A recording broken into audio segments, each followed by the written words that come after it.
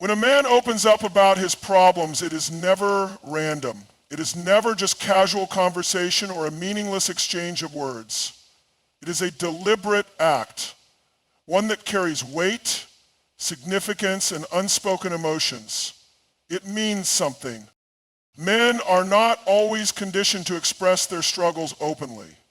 From a young age, they are often taught to suppress their feelings, to handle their problems on their own, to be the pillar of strength for others rather than seeking support for themselves. Society tells them that their value is measured by their ability to solve, to endure, to remain unshaken in the face of adversity. This messaging is reinforced everywhere through family expectations, cultural norms, and even the way friendships between men are structured. The idea that vulnerability equates to weakness is deeply ingrained, and as a result, many men hesitate to speak up about what they're going through.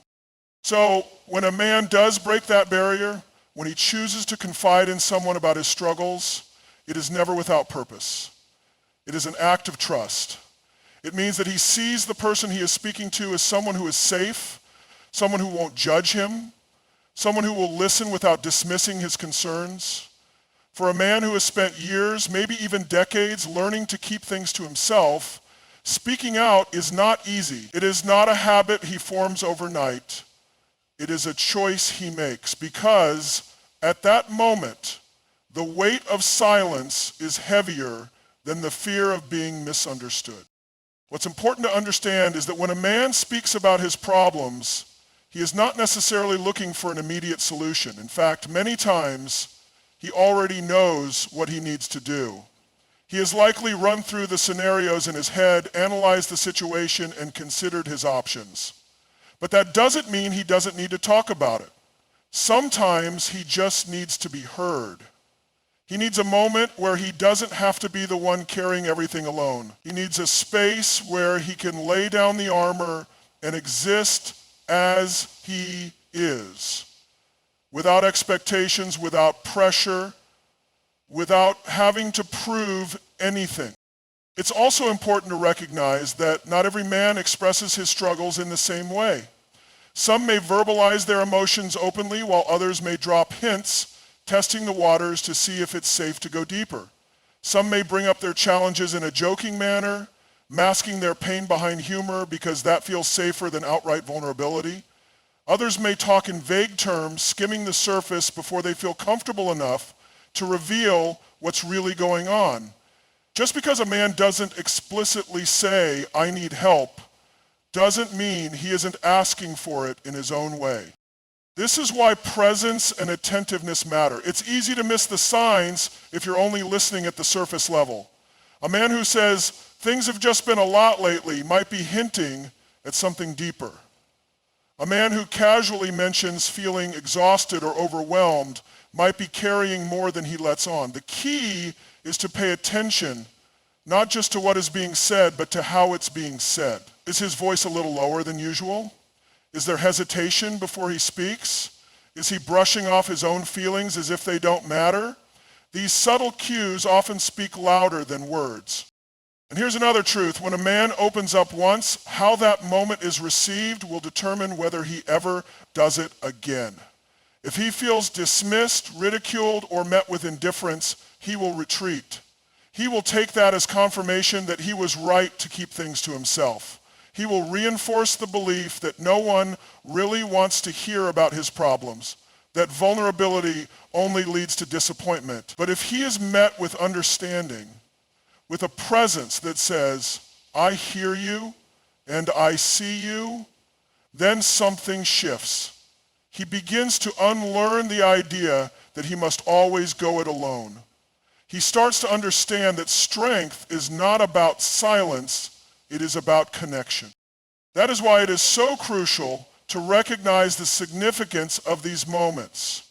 A man doesn't just talk about his struggles because he feels like complaining. He doesn't do it for attention. He does it because in that moment, he is making a choice to trust, to be real, to put down the weight he has been carrying, even if just for a moment.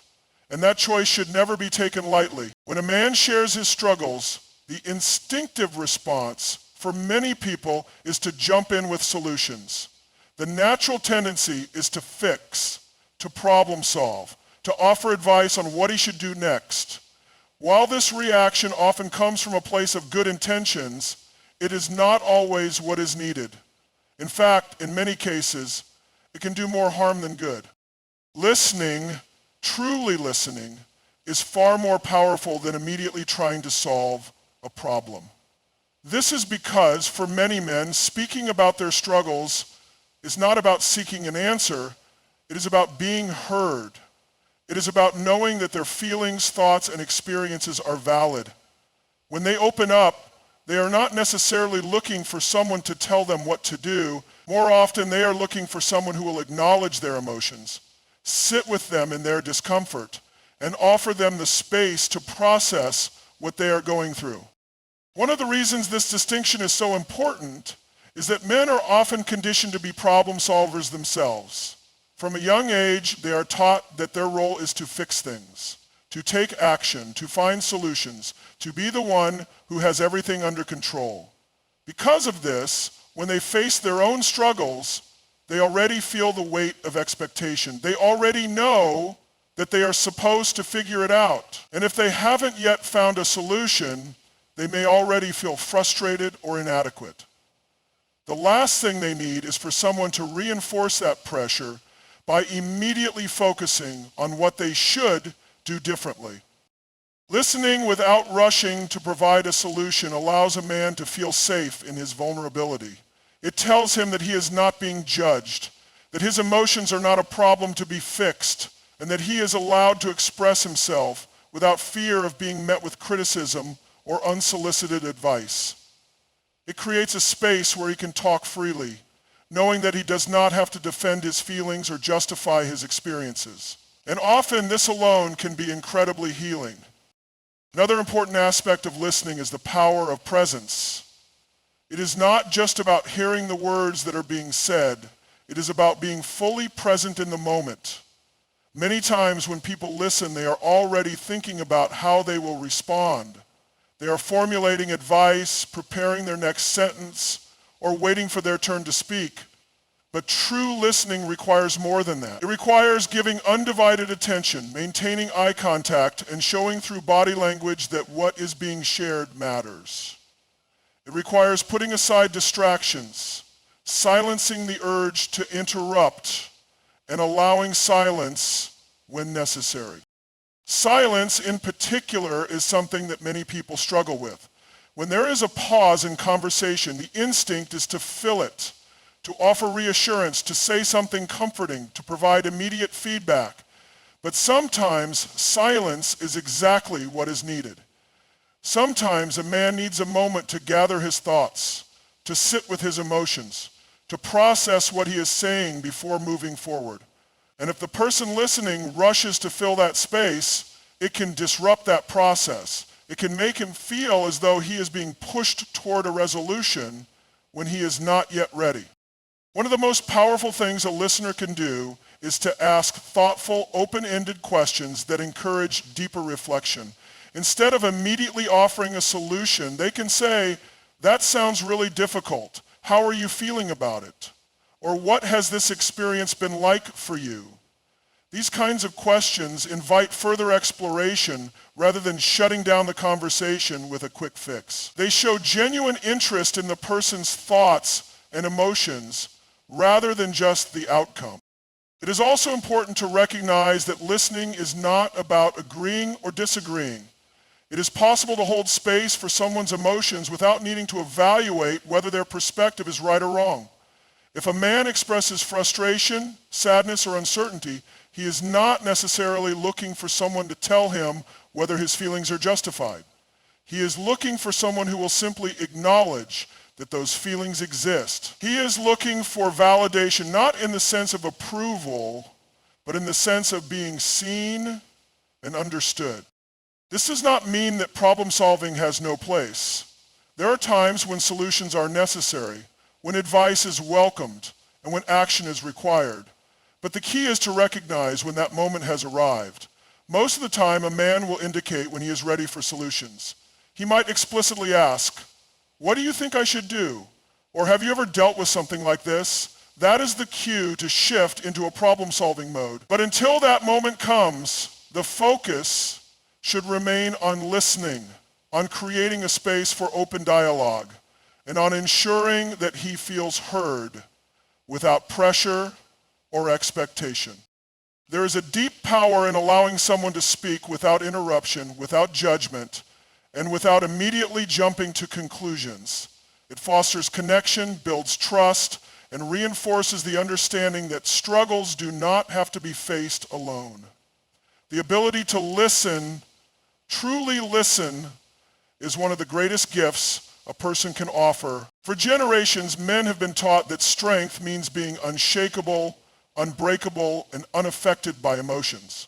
The world has conditioned them to believe that expressing vulnerability is a sign of weakness, that showing pain is a failure, and that seeking help is something to be ashamed of.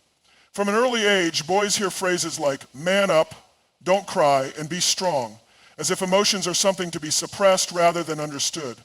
Over time, they internalize these beliefs, learning to bottle up their struggles and carry their burdens in silence. But true strength does not come from denial. It does not come from pretending that pain doesn't exist or from forcing oneself to suffer in isolation. True strength comes from vulnerability, the ability to acknowledge struggles, to face emotions head on, and to embrace the truth rather than running from it. Vulnerability is not weakness, it is courage. It takes far more strength to admit I'm struggling than it does to pretend everything is fine. It requires an immense level of self-awareness and emotional resilience to open up about pain, uncertainty, or fear. Many men hesitate to do this because they are afraid of how they will be perceived. They worry that others will judge them, that they will lose respect, or that their value will somehow diminish if they admit they don't have everything figured out. But the reality is that vulnerability fosters deeper connections, greater self-growth, and a more profound sense of inner strength. The act of sharing struggles is not just about seeking support from others. It is about allowing oneself to be fully human. No one is invincible. No one goes through life without hardships, setbacks, or moments of doubt. Pretending otherwise does not make someone stronger. It only isolates them further. When a man opens up about his struggles, he is not showing weakness. He is demonstrating self-honesty. He is acknowledging that growth comes from facing challenges, not from hiding them. There is also a significant psychological burden that comes with suppressing emotions. Studies have shown that bottling up emotions can lead to increased stress, anxiety, depression, and even physical health issues such as high blood pressure and heart disease. The mind and body are deeply connected, and when emotional pain is ignored, it doesn't simply disappear, it manifests in other ways. Many men who refuse to express their struggles end up turning to unhealthy coping mechanisms, whether it be excessive work, substance abuse, or emotional detachment. These behaviors are often an attempt to escape from pain rather than address it. But true strength lies in confronting emotions directly, in allowing oneself to process and express them in a healthy way. Another important aspect of vulnerability is that it allows others to connect on a deeper level. Many men believe they must carry their burdens alone, but in reality, sharing struggles strengthens relationships rather than weakening them. When a man is willing to be vulnerable, he gives others permission to do the same. He creates an environment where real, meaningful conversations can happen. Conversations that go beyond surface level interactions and into the realm of true understanding. This is especially true in friendships, romantic relationships, and even professional settings. People respect honesty. They resonate with authenticity. A man who is open about his experiences, who is willing to say, I don't have all the answers, but I'm working through it, is far more relatable and inspiring than someone who pretends to have everything together. Vulnerability fosters trust, It builds stronger bonds. It creates spaces where people feel safe to be themselves. In leadership, vulnerability is often seen as a risk, but in reality, it is one of the most powerful traits a leader can possess. A leader who admits mistakes, acknowledges challenges, and embraces the learning process earns far more respect than one who acts as if they are infallible. People want to follow those who are real, not those who project a false image of perfection. By demonstrating vulnerability, leaders show others that it is okay to struggle, that growth comes through challenges, and that resilience is built through honesty rather than denial. One of the greatest misconceptions about vulnerability is that it means losing control. Many men fear that if they allow themselves to feel deeply, they will be consumed by their emotions. They worry that if they admit to struggling, they will never regain their sense of power. But the opposite is true. Suppressing emotions does not give a person control. It only makes those emotions more overwhelming over time. When emotions are acknowledged, processed, and expressed, they lose their power to control behavior. A man who can face his emotions directly is far stronger than one who ignores them. Another important aspect to consider is the role of self-compassion in vulnerability. Many men are their own harshest critics, holding themselves to impossible standards of strength and resilience. They judge themselves for feeling weak, for needing help, for not having all the answers. But part of true strength is learning to extend the same kindness to oneself that is often given to others. It is understanding that struggling does not mean failure. It is recognizing that growth is a process, and that seeking support is not a sign of defeat. It is a sign of wisdom. Ultimately, vulnerability is not about being emotional for the sake of being emotional. It is about being real. It is about having the courage to face life's challenges head on without the mask of invincibility. It is about recognizing that true strength is not about appearing strong at all times, but about having the resilience to acknowledge struggles, learn from them, and keep moving forward. Life is not without its challenges. Every person at some point will face difficulties that test their patience, resilience, and inner strength. But for men, there is often an added expectation, an unspoken rule, that problems should be handled quickly, quietly, and without emotion. Society has ingrained the idea that asking for help or showing struggle is a sign of weakness. This mindset can create an emotional prison, making problems seem like heavy burdens rather than opportunities for growth. But what if problems were not obstacles, but stepping stones? What if struggles were not signs of failure, but invitations to rise stronger? The most powerful shift a man can make is to stop seeing problems as something that breaks him and start seeing them as something that builds him. The truth is, every challenge carries the seed of transformation. Turning problems into power is not just a mindset shift, it is the foundation of real growth.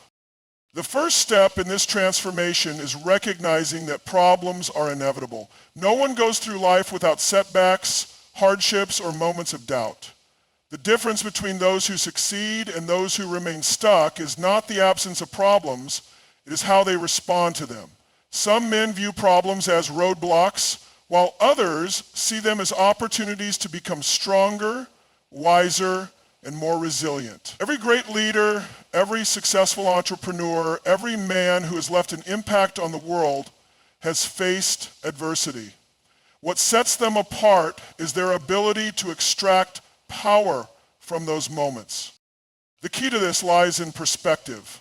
When a problem arises, it is easy to fall into a cycle of frustration, self-doubt, or even victimhood.